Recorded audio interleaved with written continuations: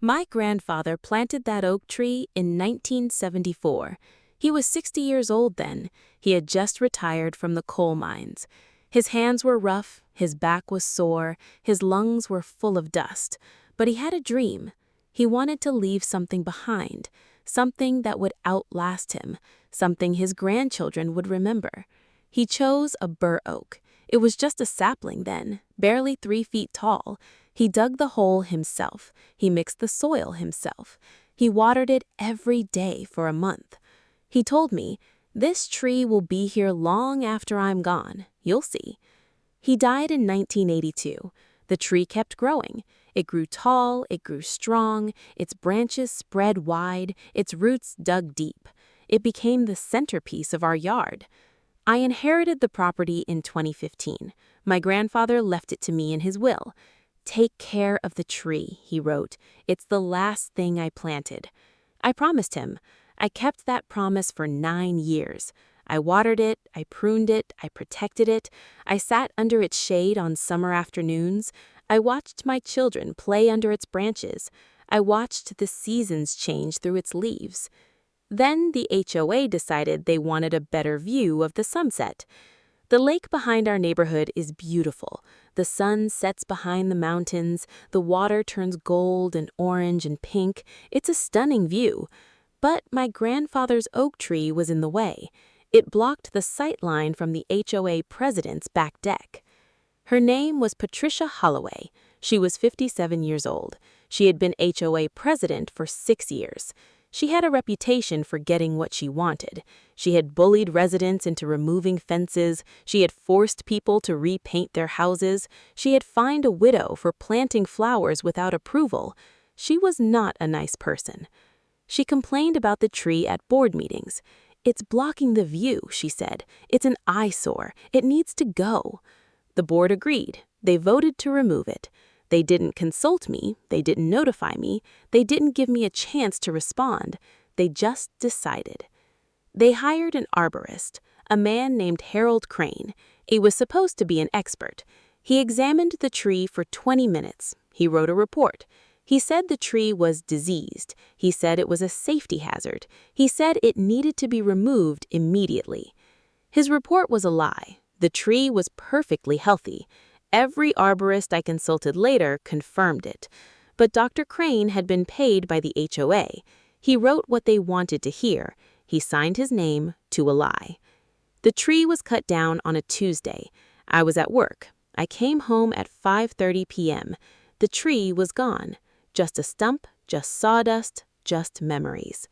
I stood in my yard for a long time. I didn't cry, I didn't scream. I just stood there. I thought about my grandfather, his rough hands, his sore back, his dream.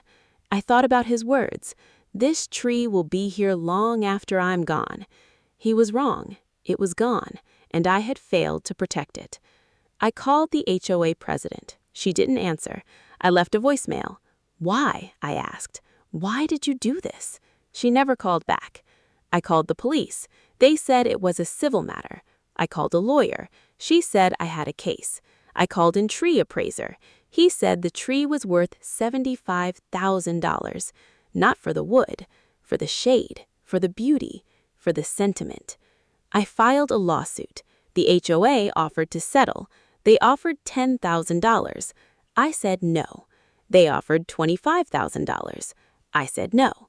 They offered $50,000. I said no. I wanted more than money. I wanted justice. I wanted them to understand what they had taken. The case went to court.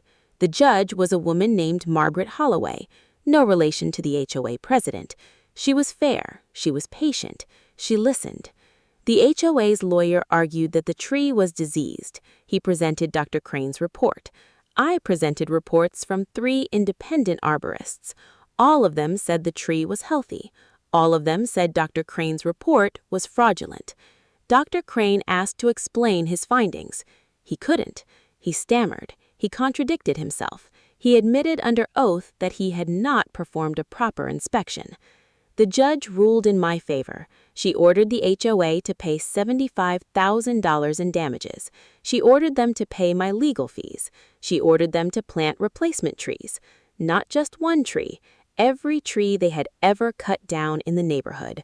47 trees, in the exact same spots. The HOA president was furious. She appealed. She lost. She appealed again. She lost. She resigned in disgrace. She sold her house. She moved to Arizona. But I wasn't finished. I decided to do something the HOA would never forget. I decided to plant a radio tower in my yard, 150 feet tall, steel, gray, unmissable. It would block the sunset view forever, more effectively than any tree ever could. I had the legal right to do it. The Federal Communications Commission regulates radio towers. Local HOAs cannot restrict them. Federal law supersedes HOA rules. The tower was protected. The HOA could not touch it. I hired a contractor. We poured the foundation, we assembled the sections, we raised the tower. It took 3 weeks. It cost $40,000, paid for by the HOA's settlement. The tower went up on a Saturday. The whole neighborhood watched. The HOA's new president stood on her deck staring at the steel structure rising above the trees. Her sunset view was gone. Gone forever. She called me that evening. Her voice was shaking. She said, "You can't do this. The HOA rules prohibit structures over 30 feet. I said, "The FCC says I can. Federal law supersedes your rules. If you try to stop me, I will sue you, and I will win." She hung up. The tower stayed. I added lights to the tower. Red lights, blinking lights. They flash every night. They are visible for miles. The HOA president's sunset view is now a blinking red light show. The neighbors have mixed feelings. Some are angry. Some think it's funny. Some have asked me if they can use the tower for their own purposes. Ham radio operators, weather monitors, cell phone boosters. I said yes. The tower has become a community resource, a symbol of resistance, a reminder that the HOA is not all-powerful. The tree is gone. I still miss it. I still mourn it. I still think about my grandfather every time I see the stump. But the stump has become something else, a monument, a memorial, a warning. I planted a new oak tree next to it, a sapling, just like the one my grandfather planted 50 years ago. It will take decades to grow to the size of the original, but it will get there, and when it does, the radio tower will still be here, standing guard, protecting it. I placed a plaque at the base of the stump, in memory of my grandfather's oak, planted 1974, murdered by the HOA 2023, replaced by a radio tower. The sunset view is gone, the memory remains. People stop to read it. Some smile, some shake their heads, some take photographs. The HOA has not bothered me since. They learned their lesson. They don't cut down trees without permission anymore. They don't bully residents anymore. They are afraid of me. Good. I still attend board meetings. I still ask questions. I still watch the money. But now they listen. They know who I am. They know what I am capable of. Here is what I learned from all this. First, never let anyone take what is yours. The HOA thought they could bully me. They thought I would roll over. They were wrong. Second, know your rights. Federal law protects radio towers. The HOA's rules mean nothing. The FCC supersedes everything. Third, revenge is best served with steel. The goats are cute. I considered goats. I considered a pig farm.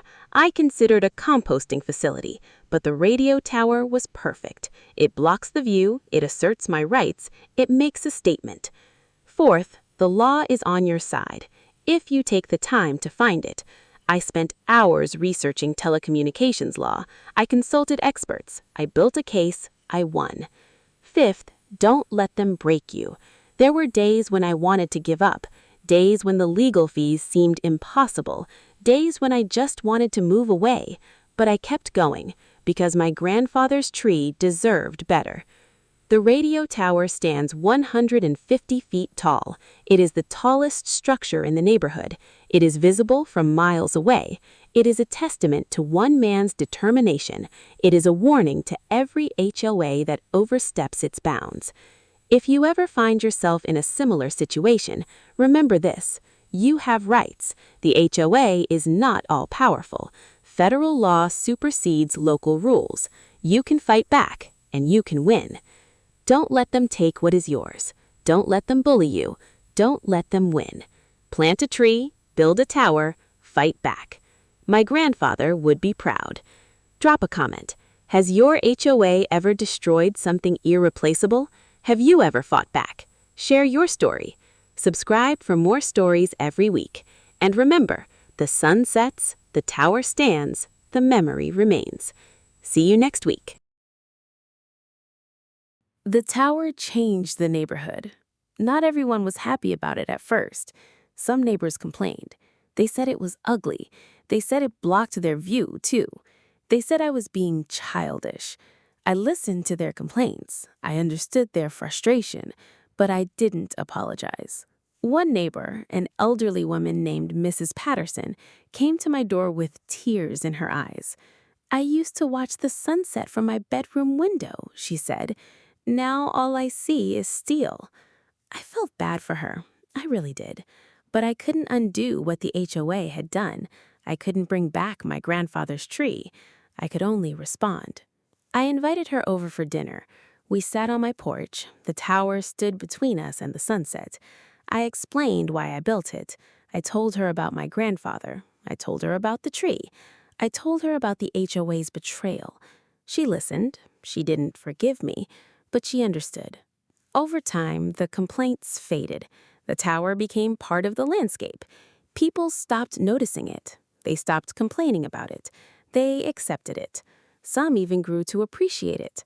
The blinking red lights became a landmark, a way to find your way home at night, a symbol of the neighborhood. Mrs. Patterson passed away 2 years later. Her daughter told me that she had made peace with the tower. She used to watch the red lights at night, her daughter said. She said they reminded her that some fights are worth having. I cried when I heard that, not because I was sad, because I was understood.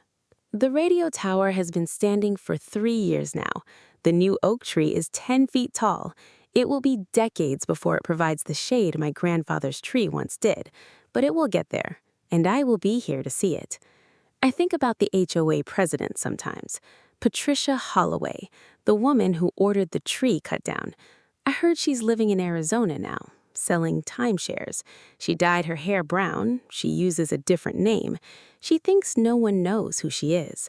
But I know, and she knows that I know, and that's enough. I don't hate her anymore. I did at first. I hated her with every fiber of my being. I hated her for what she took from me. I hated her for what she took from my grandfather's memory. But the hate faded. It had to. Hate is exhausting. Hate consumes you. Hate makes you small. I chose to let it go. Not for her. For me. The tower is not about hate. It's about justice. It's about standing up for yourself. It's about refusing to be a victim. The HOA thought they could bulldoze me. They thought I would roll over.